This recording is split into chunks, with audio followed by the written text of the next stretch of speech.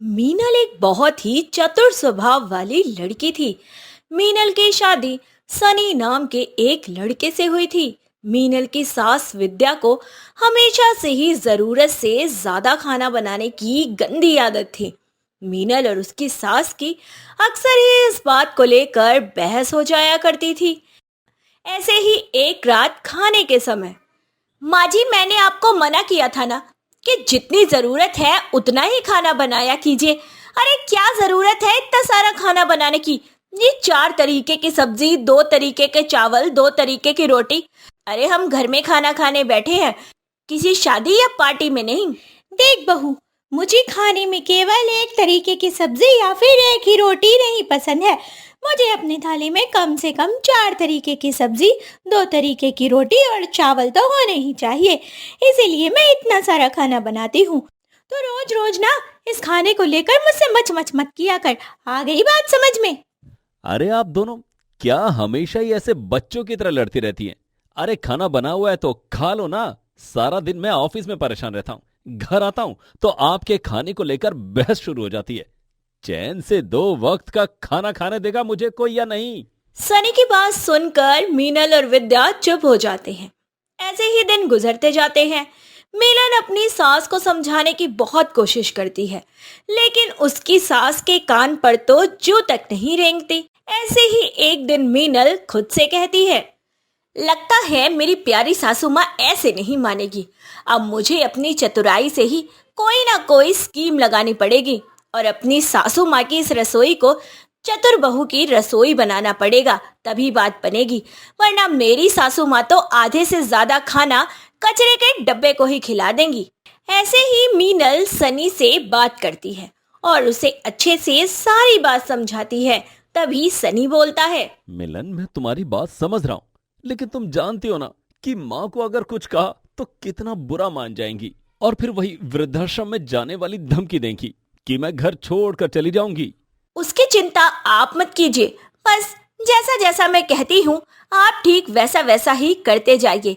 देखना एक एक करके सारी चीजें लाइन पर आ जाएंगी। सनी मीनल की हाँ में हाँ मिलाता है और उसके बाद मीनल उसे अपने द्वारा बनाया हुआ सारा प्लान बताती है। ऐसे ही अगले दिन शाम को जब सनी ऑफिस से घर आता है तो वह दुखी होकर सोफे पे बैठ जाता है। अपने बेटे को ऐसे परेशान देखकर विद्या उसके पास जाती है और बोलती है, अरे मेरे लाल, क्या हो गया? तू ऐसे उदास सा क्यों है?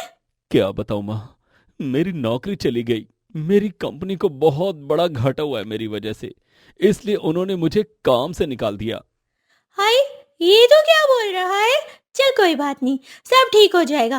तू परेशान मत हो, भगवान पर भरोसा रख। जैसे तैसे कुछ दिन बीत जाते हैं। सनी दूसरी नौकरी ढूंढने का झूठा बहाना करता रहता है, लेकिन उसे कोई नौकरी नहीं मिलती। वहीं दूसरी तरफ मीनल भी जैसे ही उसकी सास किसी काम से बाहर होती तो वह राशन के डब्बों से थोड़ा थोड़ा राशन निकालकर एक अलग जगह पर स्टोर करके रख देती। धीरे धीरे रसोई में राशन का सामान खत्म होने लगता है और एक शाम जब विद्या रसोई में खाना बनाने जाती है तभी वह राशन के खाली डब्बे देखकर बोलती है, हे भगवान, राशन खत्म हो गया। अब मैं क्या बनाऊं? घर में दाल चावल के सिवा कुछ है ही नहीं। तो दाल चावल ही बनाइए ना। बहू, तू जानती है ना कि मुझे मेरी थाली में कितने तरीके का खाना चाहिए होता है। मैं सिर्फ दाल चावल खा के अपना पेट नहीं भर सकती। माँ जी, पेट भरने के लिए ना इंसान को अगर सूखी रोटी भी मिल जाए तो वो भी मीठी लगती है। और वैसे भी आपके बेटे की नौकरी चली गई है, उसे दूसरी नौकरी मिल भी नहीं रही है। आपको दाल चावल रोटी खाकर ही गुजारा करना पड़ेगा। मैं भूखी रह लूंगी, लेकिन दाल चावल नहीं खाऊंगी। जिसे खाना है खुद बना ले। इतना कहकर विद्या पैर धमकती हुई वहां से चली जाती है, जिसके बाद मीनल सभी के लिए दाल चावल बनाती है और गर्मा गर्म खाना टेबल पर लगा देती है। सनी और मीनल पेट भर के दाल चावल खाते हैं। वहीं विद्या चुपके चुपके उन दोनों को देखती है और खुद से बोलती है, कैसे दोनों के दोनों थालियां भर भर के दाल चावल खा रहे हैं। इनको ये नहीं पता कि घर में इनकी बूढ़ी माँ भी है। उसे भी एक बार पूछ ले कि माँ जी चलो थोड़े से ही खा लो। कोई बात नहीं, मत पूछने दो, मैं भी अपनी जिद पर अड़ी रहूंगी। इतना कहकर विद्या अपने कमरे में चली जाती है। मीनल बहुत अच्छे से जानती थी कि उसकी सास बिल्कुल भी भूखा नहीं रह सकती, इसीलिए वह अपनी सास के लिए अलग से दाल चावल बचा कर रख देती है। आधी रात को जब सभी लोग सो रहे होते हैं, तब विद्या चुपके से रसोई में जाती है और मीनल के रखे हुए दाल चावल खा लेती है और खुद से बोलती है, मेरी बहू सही कह रही थी, भूख लगी हो ना तो दाल चावल भी अच्छे लगते हैं। इससे पहले कोई मुझे खाता देख ले, मैं जल्दी से दाल चावल खाकर अपने कमरे में सो जाती हूँ। विद्या जल्दी से दाल चावल खत्म करके अपने कमरे में चली जाती है। ऐसे ही वक्त गुजरता चला जाता है। अब धीरे धीरे रसोई की बागडोर मीनल के हाथों में आ जाती है और वह हिसाब से ही खाना बनाने लगती है और घर के राशन की भी बचत करने लगती है और साथ ही जो बचा हुआ राशन उसने अलग से बचा कर रखा था उसका भी इस्तेमाल करने लगती है। ऐसे ही एक दिन मीनल सभी से बोलती है, क्योंकि मेरे पति को तो काम मिल नहीं रहा है, तो इसीलिए मैंने फैसला किया है कि घर चलाने के लिए मैं बच्चों को ट्यूशन पढ़ाया करूंगी। क्योंकि अब घर मेरे पैसे से चलेगा तो सारा राशन भी मैं ही भरूंगी, तो खाने में क्या बनेगा क्या नहीं बनेगा ये सारी चीजें मैं ही तय करूंगी और खुद ही बनाऊंगी। अरे कमा कर देगी तो क्या हम सबके खाने पर भी अपना हक जताएगी? अरे हमें जो खाना होगा हम वही बनाकर खाएंगे। अगर ऐसी बात है माँ जी, तो आप कुछ काम करना शुरू कर दीजिए और पैसा कमा लीजिए और जो आपका मन करे वो बनाकर खा लीजिए, मुझे कोई दिक्कत नहीं है। शर्म नहीं आती? इस उम्र में अपनी सास से काम करने को बोल रही है, बेशर्म कहेगी। मैं भूखी प्यासी रह लूंगी लेकिन मैं नहीं खाऊंगी तेरे हाथ का बना हुआ। आनी तो मैं तो आपको नहीं मारना चाहती, आप खुद से ही मरना चाहती हैं, तो पता नहीं, आगे आपकी इच्छा, जो बनाऊं वो खा लो वरना आपकी मर्जी। इतना कहकर मीनल वहां से चली जाती है और विद्या गुस्से में उसे घूरती रहती है और अपने आप में बड़बड़ाती रहती है। वक्त गुजरता चला जाता है। मीनल घर में ट्यूशन पढ़ाना शुरू कर देती है और पैसा कमाकर घर चलाने लगती है। ऐसे ही एक दिन फोन पर बात करते करते विद्या स्टोर रूम में पहुंच जाती है, जहां उसकी नजर कुछ सामान से भरे डब्बों पर जाती है। जैसे ही वह उन डब्बों को खोलकर देखती है तो वह घर के राशन से ठोक ठोक कर भरे हुए थे। यह देखकर विद्या गुस्से में लाल पीली हो जाती है और बोलती है, हाँ, मेरी चतुर बहू ने अपनी चतुराई से सारा राशन यहाँ छुपा कर रखा है और खुद अपने लिए पकवान बना बना कर खा रही है और हमें रोज वो एक दो तरीके का खाना दे रही है। आज इसके सारे पोल पट्टी खोल दूंगी। इतना कहकर विद्या जोर शोर से शोर मचाने लगती है। शोर की आवाज सुनकर मीनल और सनी जल्दी से स्टोर रूम में आते हैं, जहां राशन के डब्बों को खुला देखकर मीनल और सनी समझ जाते हैं कि विद्या को सारी बात समझ आ गई है। तभी विद्या बोलती है, शर्म नहीं आती तुझे? इस उम्र में मुझे खाने के लिए तड़पा रही है। मेरा जो मन करता है वो मुझे खाने को नहीं दे रही है और अपनी पसंद का जबरदस्ती खिला रही है। अरे तू बहू है या फिर तमराज किलविश? शर्म नहीं आती ये सब करते हुए? करम जली, मेरे तो भाग ही फूट गए थे जो अपने बेटे की शादी तेरे जैसी औरत से कर दी। माँ, मिलन जो भी कर रही थी सही कर रही थी और मुझे इस बारे में पहले से ही पता था। इसका मतलब तू इस कुलक्षणी के साथ मिला हुआ है और मुझे मारने की प्लानिंग कर रहा था। हे भगवान, मेरे तो कर्म ही फूट गए। कैसा निकम्मा बेटा जन्मा है मैंने। अपनी लुगाई के साथ मिलकर अपनी माँ की फोटो पर हार चढ़ाने में लगा हुआ है। बस कीजिए माँ जी, बहुत हो गया आपका ये मैनुअल ड्रामा। आप हर दिन इतना सारा खाना बना देती है जैसे कि 11 लोग कन्या जीवने के लिए बैठे हों। अरे आप उस खाने को दोबारा खाती तक नहीं है जिसे एक बार खा लेती हैं और सारा का सारा खाना उठाकर कचरे के डब्बे में डाल देती हैं। अरे एक दिन का हो तो बात समझ में भी आती है, लेकिन आप तो हर दिन अन्न की बर्बादी करती है। ये सही बात नहीं है। अरे इतनी महंगाई के दौर में बेचारे गरीब लोग एक एक दाने को तड़प रहे हैं और आप लगातार खाना बर्बाद करती जाती हैं। माँ, मिलन बिल्कुल सही कह रही है। मैं सारा दिन इतनी मेहनत करके पैसा कमाता हूँ, इतना महंगा राशन घर में डालता हूँ, आपको जो चीज चाहिए सब ला कर देता हूँ, फिर चाहे प्याज 400 रुपए ही किलो क्यों ना हो, घर में मैंने कभी खत्म होने नहीं दी। इसलिए मैंने और मिलन ने मिलकर ये सारी प्लानिंग की कि मेरी नौकरी नहीं गई है। माँ, मैं तो वर्क फ्रॉम होम कर रहा हूँ। आप अपनी पसंद का खाना खाइए, हमें उससे कोई दिक्कत नहीं है, पर खाना बस उतना ही बनाइए ना जितने की जरूरत है। बेकार ही इतना सारा खाना बनाकर क्या करना है आपको? अरे इससे तो अच्छा है कि आप बचा हुआ खाना किसी गरीब को दान में दे दो, कम से कम उसका पेट तो भर जाएगा। मैंने चतुराई दिखाई सासू माँ, लेकिन आपको सही दिशा दिखाने के लिए, इसीलिए अब इस घर में चतुर बहू की रसोई ही चलेगी। अपने बहू बेटे की बात सुनकर विद्या को अपनी गलती का एहसास होता है और वह उन दोनों से माफी मांगती है और साथ ही खुशी खुशी रसोई की सारी बागडोर अपनी बहू मीनल के हाथों सौंप देती है। तो इस तरह चतुर बहू की रसोई से सभी लोग लाइन पर आ जाते हैं। तो देखिए, इस तरह से हम अपने सभी इंग्रेडिएंट्स को रेडी कर लेंगे। उसके बाद हम अपनी फेवरेट चॉकलेट को मेल्ट कर लेंगे और अपनी रेडी की हुई मैगी में मिला देंगे। एंड फाइनली थोड़ी सी मेहनत और बहुत सारी प्यार के साथ हमारी चॉकलेट मैगी बनकर एकदम रेडी है खाने के लिए। I hope you like my video so much. इतना कहकर रूपम अपनी डिश को पूरा करती है। तभी सभी रिपोर्टर्स में मौजूद उन्नति नाम की एक रिपोर्टर बोलती है, मैम, आज तक हमने बहुत तरीके की मैगी खाई है। चीज वाली मैगी, कून वाली Maggi, vegetable Maggi, Maggi with pasta, लेकिन कभी चॉकलेट मैगी नहीं खाई। आपके दिमाग में ये चॉकलेट मैगी बनाने का आइडिया कहाँ से आया? और आइडिया आया तो आया, आपने तो हर किसी के दिल को ही जीत लिया। हर बच्चा हो या बड़ा, हर किसी की जुबान पर बस आपकी चॉकलेट मैगी की ही चर्चा है। क्या हम चॉकलेट मैगी की कहानी जान सकते हैं? आप हमारी जनता के साथ अपनी कहानी को शेयर करना चाहोगी? हाँ हाँ, क्यों नहीं, जरूर। आज मैं आपको अपने जीवन की कुछ बातें बताती हूँ, जहाँ से इस चॉकलेट मैगी की शुरुआत हुई थी। इतना कहकर रूपम अपनी जीवन कथा के बारे में बताना शुरू कर देती है। रूपम एक बहुत ही गरीब घर में जन्मी हुई लड़की थी, जिसके घर में 2 वक्त का खाना भी बड़ी ही मुश्किल से मिलता था।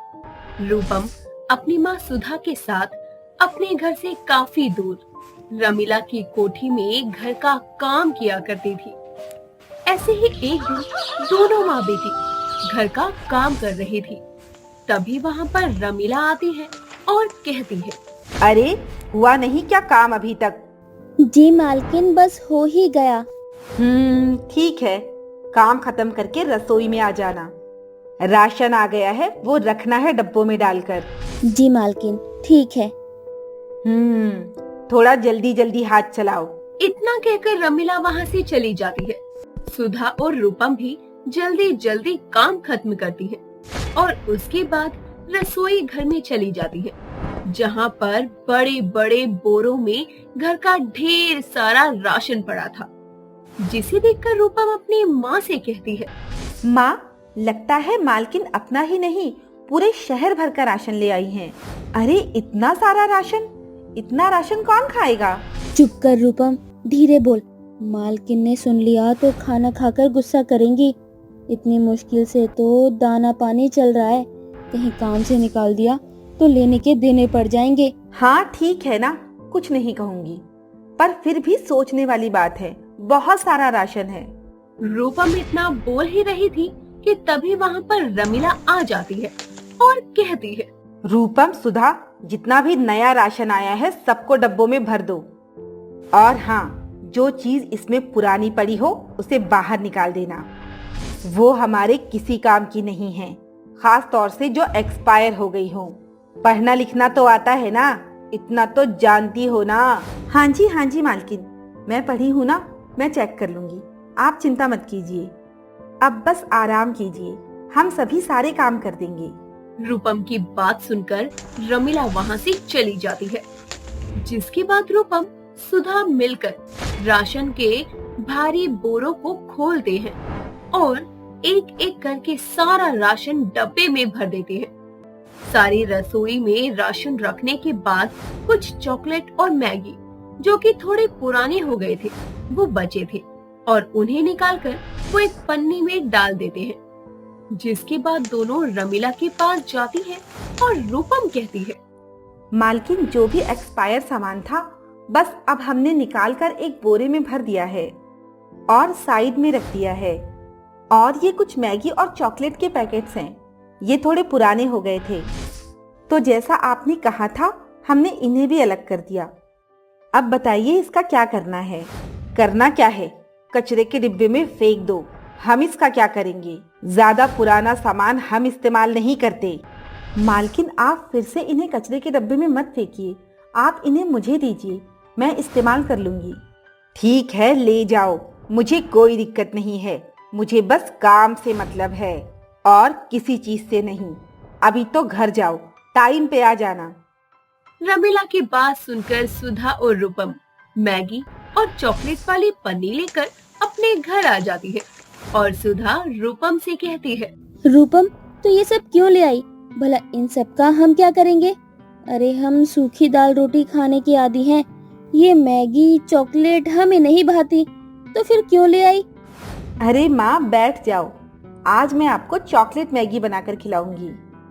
जब मैंने इन चीजों को देखा था ना, तभी मेरे दिमाग में ना एक रेसिपी घूमने लग गई थी।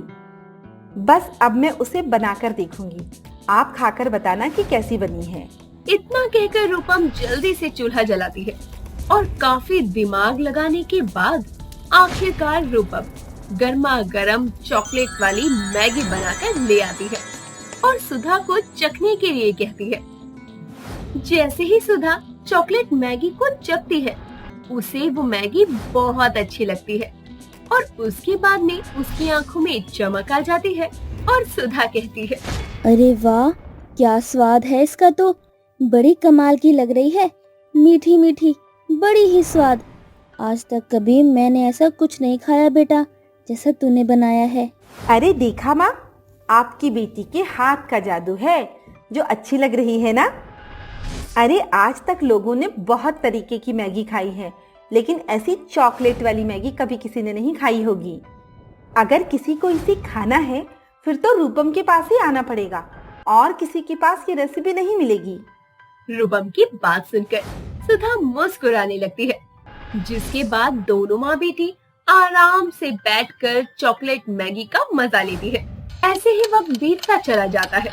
रमीला अपने परिवार के साथ विदेश में हमेशा के लिए शिफ्ट हो जाती है, जिसके बाद रूपम और सुधा बेरोजगार हो जाती है। कई जगह काम की तलाश के बाद भी उन दोनों को कोई काम नहीं मिलता। घर के हालात भी खराब होने लगे थे। एक शाम रूपम अपनी माँ से कहती है, घर के हालात और हम दोनों के हालात दिन ब दिन बेकार होते जा रहे हैं। अगर ऐसा ही चलता रहा तो हम दोनों भूखे ही इस दुनिया से चल बसेंगे। अपना पेट पालने के लिए और इस घर को चलाने के लिए मेरे पास एक तरकीब है माँ, बस मुझे आपका साथ चाहिए। हाँ बेटा, बोलना, मैं तेरी क्या मदद कर सकती हूँ? माँ, वो जो पायल आपने मेरी शादी के लिए बचा कर रखी है, आप उसे बेचकर मुझे कुछ पैसे लाकर दे दो। मैं अपना चॉकलेट की मैगी का ठेला लगाऊंगी। मुझे पक्का यकीन है कि मेरे हाथ का स्वाद लोगों के दिलों को जरूर छू जाएगा। बस मेरी मदद कर दो माँ। पर बेटा, वो तो मैंने तेरी शादी के लिए रखे हुए हैं। कल को तेरी शादी होगी तो तुझे क्या दूंगी? अब तेरी भी तो उम्र हो गई है, तेरे हाथ भी तो पीले करने हैं। तू अगर इन कामों में लग जाएगी तो तेरी शादी कैसे होगी? बेटा, मेरे प्राण का तो पता नहीं कितने दिन बचे हैं मेरी जिंदगी के। ऐसे तो काम नहीं चल सकता ना। माँ, भरोसा रखो और मेरा साथ दो। वादा करती हूँ आपको अच्छा नहीं, ज्यादा अच्छा वक्त ला कर दूंगी। बस आप मेरा साथ दे दो माँ। रूपम जैसे तैसे अपनी माँ को पायल बेचने के लिए मना लेती है। सुधा पायल बेचकर रूपम के हाथ में पैसे रख देती है, जिसके बाद रूपम अपनी चॉकलेट मैगी का ठेला लगाने का सारा सामान और ठेला दोनों ले आती है और अगले ही दिन से वो अपनी चॉकलेट मैगी का ठेला लेकर शहर की ओर निकल जाती है। शहर के लोग चॉकलेट मैगी का नाम सुनते ही बुरा सा मुंह बना लेते हैं, पर लोगों के ऐसे हाव भाव देखकर भी रूपम अपना दिल छोटा नहीं करती और हर दिन अपना ठेला लेकर शहर की ओर निकल जाया करती। ऐसे ही एक दिन युवराज नाम का एक लड़का आता है और बोलता है, हेलो मैम, मैं हूँ युवराज और मैं एक वीडियो व्लॉगर हूँ जो ऐसे ही स्ट्रीट फूड के वीडियो बना बनाकर अपने चैनल पर अपलोड करता हूँ, जिससे मेरा भी नाम हो जाता है और फूड वालों का भी भला हो जाता है। वैसे मैंने बहुत जगह बहुत तरीके की मैगी ट्राई की है, लेकिन एक चॉकलेट मैगी सुनने में काफी यूनिक है, इसलिए मैं आपका वीडियो बनाकर अपने चैनल पर अपलोड करना चाहता हूँ और साथ ही टेस्ट करके भी देखना चाहता हूँ। यार कैसी होती है? I am so excited. चलिए शुरू करते हैं। इतना कहकर युवराज बातें करते करते रूपम की चॉकलेट मैगी बनाते हुए वीडियो रिकॉर्ड करता है। साथ ही उसके हाथ की बनी हुई चॉकलेट मैगी की खूब तारीफ करता है और उसकी पत्नी भी वीडियो को अपने चैनल पर अपलोड कर देती है। वीडियो देखने के बाद बहुत सारे लोग उनके ठेले पर आकर चॉकलेट मैगी को ट्राई करते हैं, जिसके बाद धीरे धीरे रूपम की चॉकलेट मैगी की धूम मच जाती है और दिन दोपहर उसके ठेले पर चॉकलेट मैगी खाने वाले कस्टमर जमा रहते। साथ ही हर सोशल मीडिया साइट पर रूपम के चर्चे होने लगते हैं और देखते ही देखते रूपम बहुत बड़ी मास्टर शेफ के रूप में लोगों के सामने नजर आने लगती है। ये तो थी मेरी यानी कि रूपम की कहानी, चॉकलेट मैगी की कहानी। मैं सबसे इतना कहना चाहती हूँ कि जिंदगी में उतार चढ़ाव आते जाते रहते हैं, अमीरी गरीबी आते जाते रहती है। फर्क सिर्फ इतना है कि हम हर हालात में खुद को कैसे संभालते हैं।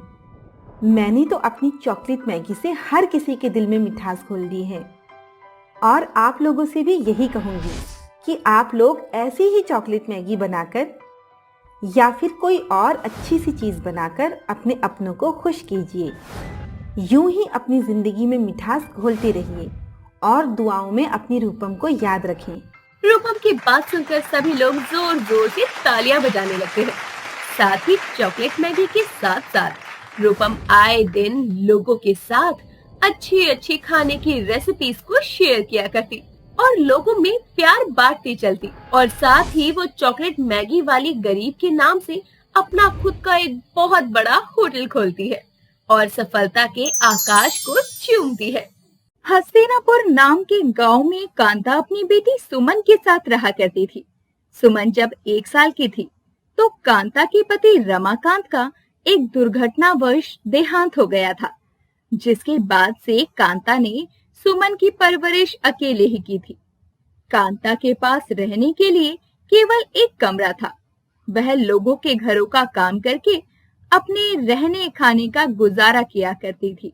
वक्त के साथ साथ सुमन की उम्र भी बढ़ रही थी, जिस वजह से कांता को हमेशा ही अपनी बेटी की शादी की चिंता लगी रहती। ऐसे ही एक दिन कांता खुद से कहती है, हे भगवान, आखिर मेरी बेटी का क्या होगा? इतनी गरीबी में मैं अपनी बेटी के हाथ भला कैसे पीले कर पाऊंगी? आखिर कौन करेगा मेरी बेटी से शादी? जहां भी जैसे तैसे बात चलाती हूँ, हर जगह दहेज की बात आ जाती है और मेरी इतनी गुंजाइश नहीं है कि मैं अपनी बेटी को गाड़ियां भर के दहेज दे सकूं। आखिर कैसे होगी मेरी बेटी की शादी? कांता सोच ही रही होती है कि तभी वहां पर सुमन आ जाती है और अपनी माँ को ऐसे हताश परेशान देखकर बोलती है, माँ क्या हुआ? तुम ऐसे उदास क्यों हो और ऐसे अकेली बैठ के क्या सोच रही हो?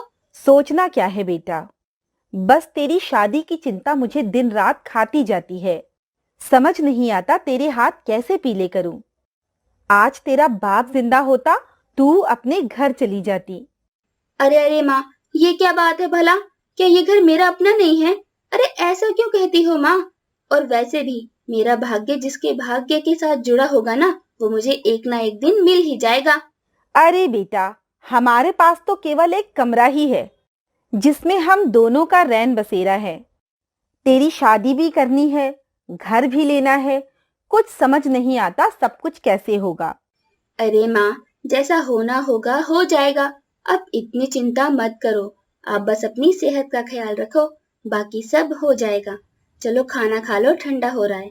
जैसे तैसे अपनी माँ को समझाकर सुमन उन्हें खाना खाने के लिए बैठा देती है, जिसके बाद दोनों माँ बेटी मिलकर खाना खाती है। ऐसे ही वक्त गुजरता है। कांता जहाँ कहीं भी सुमन के रिश्ते की बात चलाती, दहेज की मांग सुनकर अपने कदम पीछे कर लेती।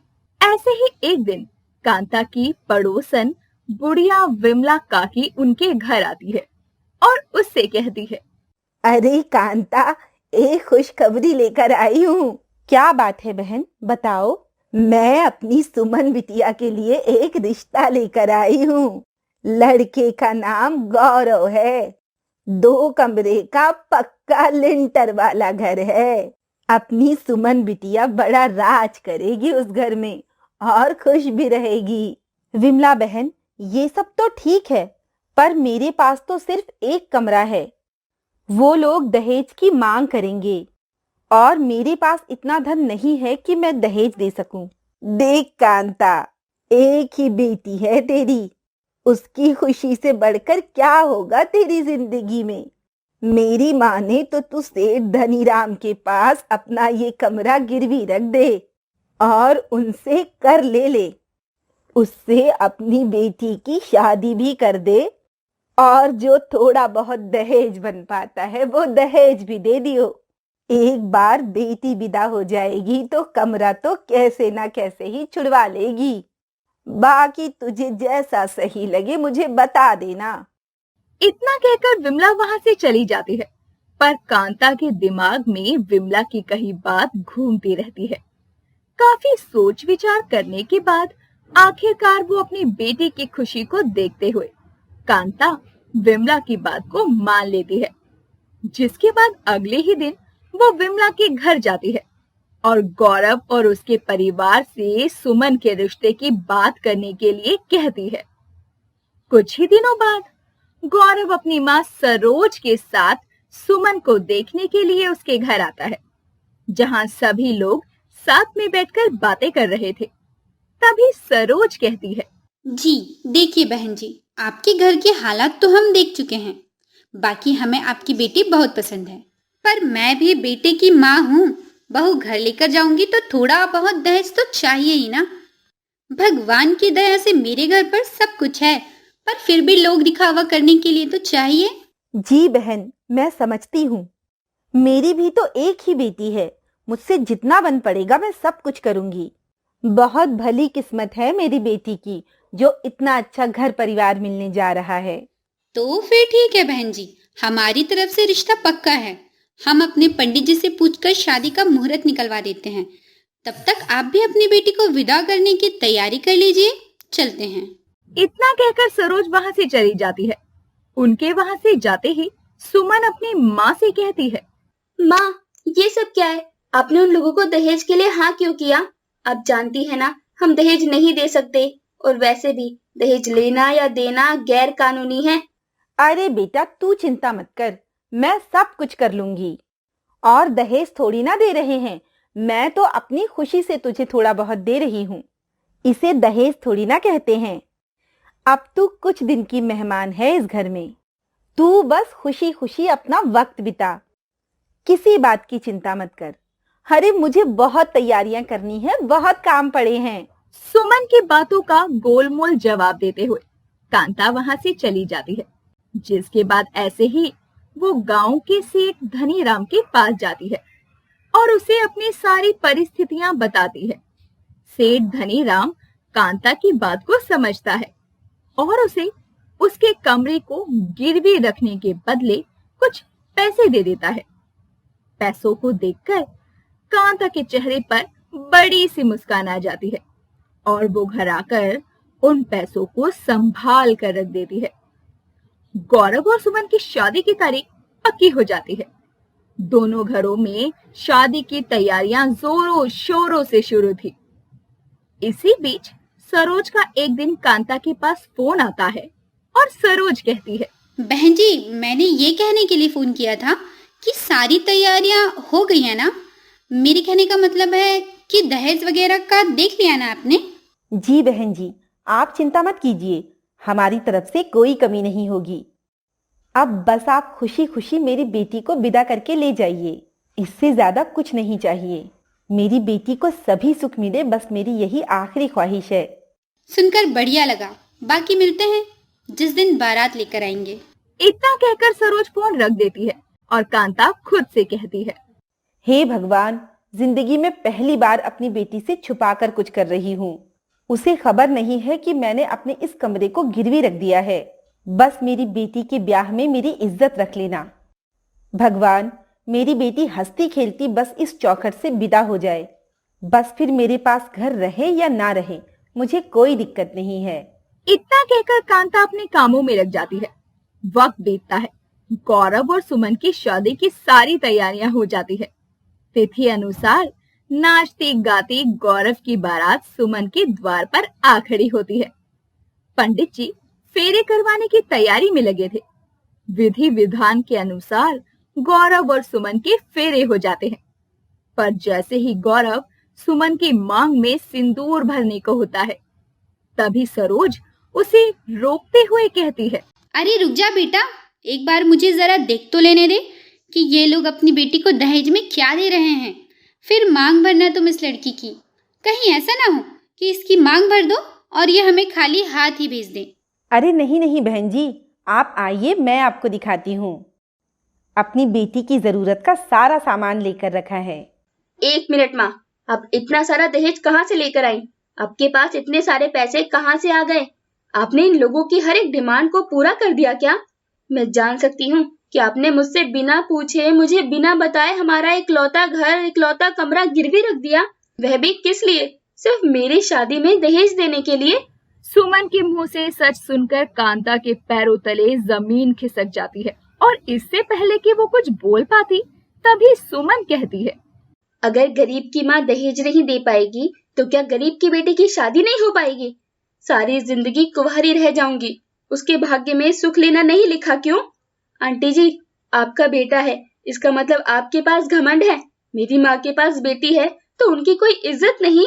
अरे आप भी तो किसी की बेटी है ना। अगर आपके पिताजी के पास भी मेरी माँ की तरह धन दौलत ना होती तो क्या आपकी शादी हो जाती? क्या आपको माँ बनने का सुख मिलता? आज आप अपनी बेटे की बारात लेकर आती मेरे घर।